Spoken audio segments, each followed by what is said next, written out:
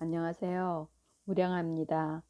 오늘 소개할 책은 절제의 기술, 지은이는 스벤 브링크만, 옹긴이는 강경이 다산초당에서 발행했습니다.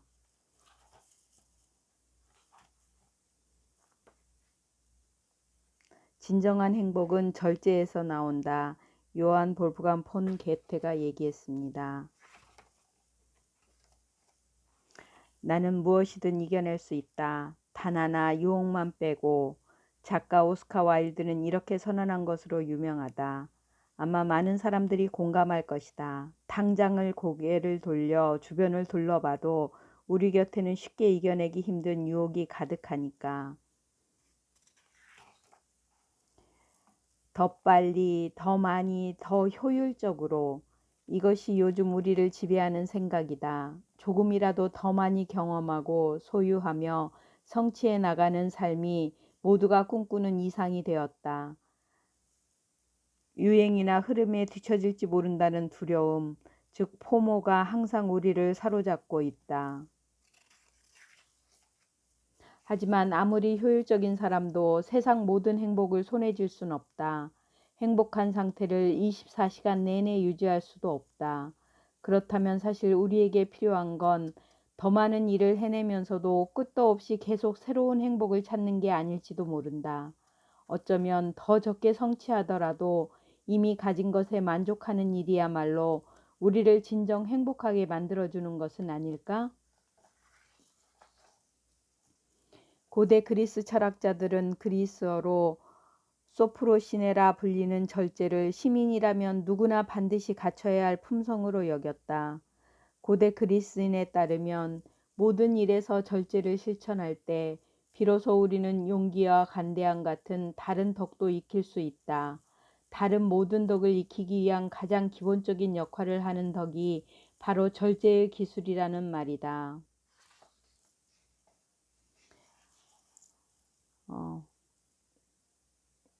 심리학, 철학, 윤리학, 정치학, 미학으로 바라온 절제의 기술.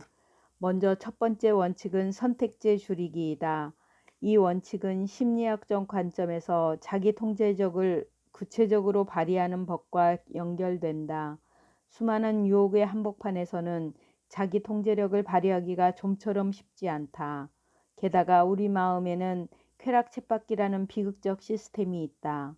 무언가 무척 얻으려 애쓰는 것을 막상 손에 넣고 나면 얼마 지나지 않아 그것에 익숙해지고 더 이상 매력과 만족을 느끼지 못하는 것이다. 그래서 또다시 새로운 다른 무언가를 손에 넣기 위해 애쓴다. 이렇게 쾌락을 쫓는 추격전이 시작되고 이 추격전은 우리가 살아있는 내내 이어지다가 죽어서야 비로소 멈춘다.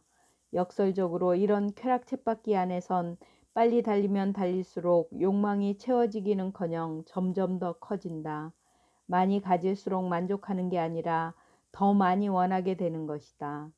이미 인류 역사상 믿을 수 없을 정도로 부유한 나라에 사는 사람조차 더욱 부유해지기 위해 매일같이 죽도록 일한다는 게 기이하지 않은가?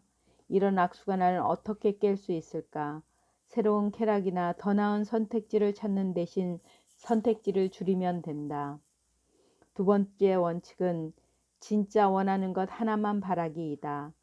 실존주의 철학자 쉐렌 키르케로그는 마음의 순결은 단 한 가지만 바라는 것이다 라고 말했다.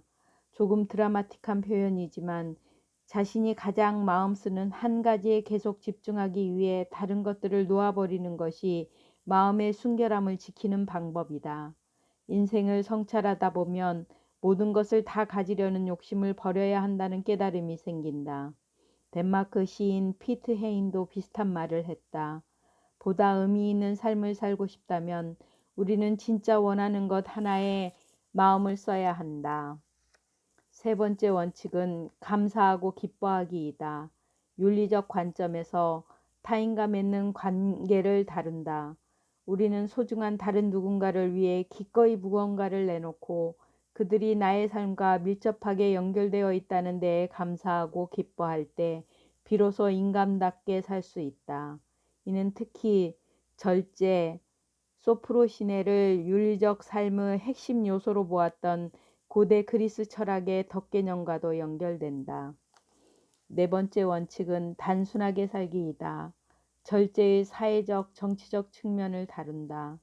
우리의 공동체적 삶에 초점을 맞추어 끊임없이 욕망하고 모든 것을 다 가지려 하기보다는 그럭저럭 만족하며 살아가는 법을 배워야 하는 근본적 이유에 대해 살핀다. 지구의 자원은 한정되어 있지만 인구는 계속해서 증가한다. 한쪽에서는 환경 문제가, 다른 한쪽에서는 식량 부족 문제가 대두되고 있고, 같은 나라 안에서도 불평등이 점점 더 심해지고 있다. 되도록 많은 사람들의 삶이, 이상적으로는 인류 모두의 삶이 앞으로도 지속 가능하기를 바란다면 지금부터라도 절제의 기술을 배워야 한다. 특히 부유한 나라에 사는 사람부터 말이다. 다섯 번째 원칙은 기쁜 마음으로 뒤처지기이다. 미학적 관점에서 절제는 단순하며 그렇기에 아름답다. 이처럼 단순함에 아름다움이 깃들어 있다는 생각은 꽤 오래되었으며 예술과 철학, 과학 분야 모두에서 접할 수 있다. 어쩌면 이 생각은 우리 삶에도 적용될 수 있지 않을까? 화려한 유행 대신 더욱 단순한 아름다움을 추구하는 것이다. 나는 일상에 질서를 부여하고 에너지와 자원을 더 의미 있는 활동에 쏟도록 해주는 단순한 의뢰에 미학적 가치가 있다고 생각한다. 그러한 의뢰의 가치를 살펴본 뒤 절제의 기술을 실천할 더 구체적인 방법도 제안하려 한다. 유행에서 뒤처진 채 약간의 부족함을 즐기는 일도 얼마든지 예술적 삶의 기술이 될 수 있다.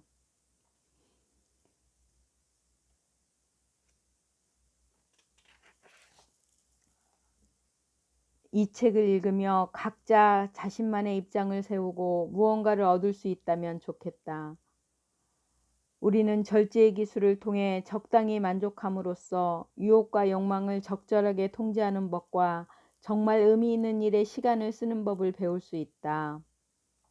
삶에도 더 적게 대신 더 철저하게라는 원칙을 적용하는 것이 외부의 유혹이나 내면의 욕망에 우리 자신이 휘둘리지 않도록 내맡기지 말고 오히려 기꺼이 뒤처지고 더 많이 내려놓을 용기를 가져야 한다.